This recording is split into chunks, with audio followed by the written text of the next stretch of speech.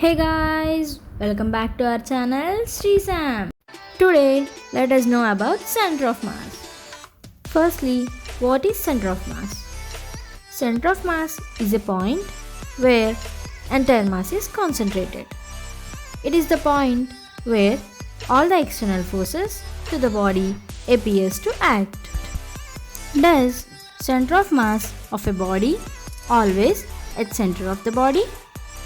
No, it varies from object to object. Come on, let us see. When we take a pen without cap, we can observe that center of mass is at the center of the object.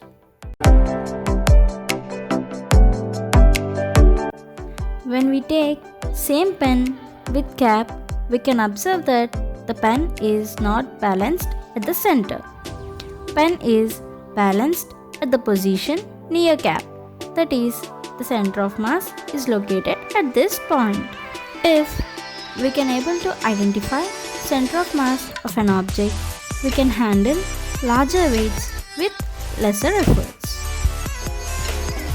Hope you understand the importance of center of mass. For more interesting videos, please like, share and subscribe to our channel Srisam. Thanks for watching. Let's meet in the next video.